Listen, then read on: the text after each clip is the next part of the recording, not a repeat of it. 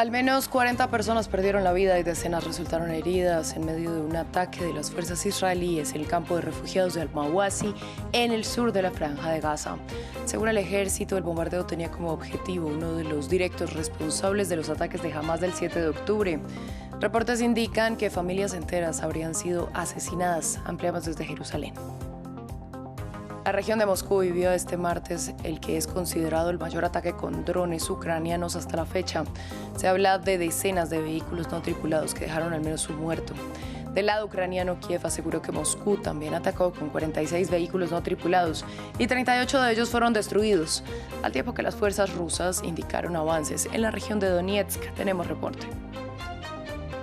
En Estados Unidos, los focos están puestos sobre el debate que esta noche enfrentará a Kamala Harris y Donald Trump. Un encuentro determinante para ganar el voto de los delegados indecisos, que justamente se llevará a cabo en Pensilvania, uno de los estados péndulo y clave para llevar a la Casa Blanca. A ustedes, gracias por continuar con nosotros en France 24. Soy Valentina Torres Sánchez y es un gusto acompañarlos. Iniciamos este informativo en la Franja de Gaza, donde al menos 40 personas fueron asesinadas en medio de un ataque israelí en el campo de refugiados de Al-Mawasi. El hecho además dejó decenas de heridos. No se descarta que la cifra de muertos pueda aumentar. El bombardeo se produjo antes del amanecer y, según Israel, el objetivo era uno de los responsables del ataque del 7 de octubre perpetrado por Hamás.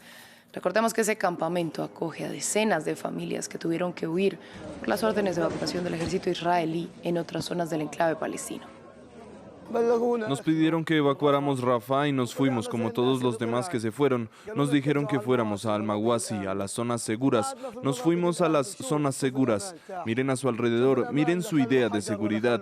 Los israelíes no han dejado una sola piedra en su lugar, ni un ser humano. Los cadáveres de la gente volaban por todas partes. Mira, esto es para mi hijo, tiene solo 4 meses. ¿Es un combatiente? ¿Es un combatiente? No hay humanidad. En este mismo contexto nos vamos al Líbano porque durante las últimas horas se reportaron ataques de aviones no tripulados israelíes en la gobernación de Bekaa, al este del país. Al tiempo, continúan los bombardeos al sur del estado, mientras crece la presión por una escalada regional. Nuestra corresponsal en Beirut, Etel Bonet, nos amplía. Israel continúa bombardeando objetivos y posiciones de Hezbollah, tanto en el este como en el sur del Líbano. En un reciente ataque con drones, un edificio residencial en la ciudad de Nabatille, la más grande del sur del país, fue gravemente impactado. En el ataque, al menos 6 personas resultaron heridas, algunas de ellas en estado crítico. En otra operación, un vehículo fue alcanzado por drones en el este del país, a unos 40 kilómetros de la frontera, matando a un alto comandante de Hezbollah y hiriendo a otras 2 personas. Mientras tanto, aviones israelíes han estado realizando ataques aéreos contra al menos una decena de poblaciones fronterizas. Los enfrentamientos en los últimos días se han intensificado, con Hezbollah lanzando ataques con cohetes y drones suicidas hacia el norte de Israel. Uno de estos drones impactó ayer en un edificio residencial en la localidad de Najerilla. La nueva ola de ataques coincide con las declaraciones del ejército israelí, que afirma que está preparado para una operación a gran escala en el sur del Líbano. Estados Unidos, que sigue de cerca los movimientos en la frontera norte, ha advertido de que un conflicto entre Hezbollah y Israel, de una manera mucho más abierta, podría traer consecuencias catastróficas. Washington está buscando una solución política para evitar que la situación escale a una guerra total. Más de 5 millones de personas están llamadas a las urnas en Jordania para la jornada de elecciones parlamentarias. Son las primeras bajo el nuevo sistema electoral que busca dar más peso a los ciudadanos del reino. El primer ministro jordano Bisher al-Kasauneh emitió su voto. 36 partidos políticos participan en la contienda, con 937 candidatos para los 97 escaños asignados a 18 distritos locales, mientras que 686 aspirantes compiten por los 41 escaños asignados al Distrito Electoral Nacional. Recordemos que Jordania es una monarquía constitucional en la que el rey Abdalá II ostenta amplios poderes ejecutivos y legislativos. Vamos ahora a hablar de la guerra en Ucrania. El gobierno ruso denunció que al menos 20 drones ucranianos dirigidos contra la región de Moscú fueron destruidos. No obstante, el ataque dejó al menos un fallecido y varios edificios afectados. Además, las fuerzas rusas dijeron que se registraron ataques con otros 124 drones en otros puntos del territorio ruso. Paralelamente, desde Moscú afirmaron que seguían avanzando en el Donbass luego de reivindicar el control de 4 nuevas aldeas. Emmanuel Shas, periodista de France 24, nos amplió desde Kiev.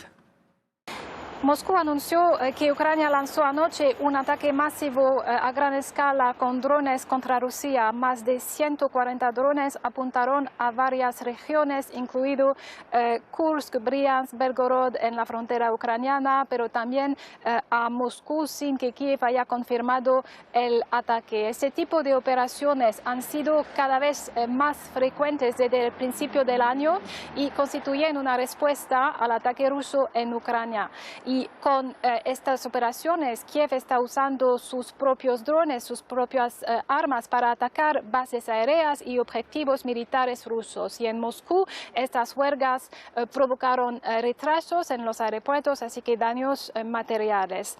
Mientras en la línea de frente, el jefe del ejército, Oleksandr Sirski, anunció que la situación es más estable en Pokrovsk, pero las evacuaciones de civiles continúan. A pesar de eso, en la ciudad misma, una ciudad de gran importancia estratégica en la región y está a solo unos kilómetros de las tropas rusas. Más en el sur, Moscú reclama también la captura de pueblos cerca de Vuhledar. Es una fortaleza ucraniana a unos 50 kilómetros al sur de Pokrovsk. Y aquí todas las miradas están puestas a Vuhledar. Si la ciudad cayera, podría destabilizar toda una sección del frente sureste. Nos vamos a Reino Unido porque el secretario de Estado de Estados Unidos, Anthony Blinken, inició este martes reuniones con altos funcionarios de este país, empezando por su homólogo británico David Lammy. La ofensiva israelí en Gaza y la guerra en Ucrania estuvieron en el centro del encuentro entre ambos. El secretario de Exteriores de Reino Unido anunció que viajará a Kiev junto a Blinken hacia el final de esta semana, mientras el secretario de Estado de Estados Unidos calificó el reciente suministro de misiles balísticos de Irán a Rusia como una escalada significativa y anticipó sanciones contra la nación persa. Esta evolución y la creciente cooperación entre Rusia e Irán amenazan la seguridad europea y demuestran cómo la influencia desestabilizadora de Irán va mucho más allá de Oriente Medio. Por su parte, Rusia está compartiendo tecnología que Irán busca. Se trata de una vía de doble sentido, incluso en cuestiones nucleares, así como en cierta información espacial. En Alemania continúa la polémica luego de que el gobierno anunciara controles temporales en todas sus fronteras a partir del 16 de septiembre. Una medida que llega en medio de un intenso debate sobre las normas de asilo a raíz de un apuñalamiento mortal en el que el principal sospechoso era un refugiado que se enfrentaba a la deportación. Grupos y activistas pro inmigración aseguran que las nuevas medidas ponen en peligro a los solicitantes de asilo, mientras que el partido del canciller Olaf Scholz, presionado por el crecimiento de la extrema derecha, lucha por mantener el control del gobierno a 2 semanas de las elecciones. Los controles de entrada en Alemania, como este cerca de Polonia, podrían convertirse en la norma a lo largo de los 3.700 kilómetros de frontera terrestre del país, tras reforzar el año pasado las medidas de seguridad en varias de sus fronteras debido al aumento de las primeras solicitudes de asilo. Alemania anunció controles internos temporales en todas las fronteras del país.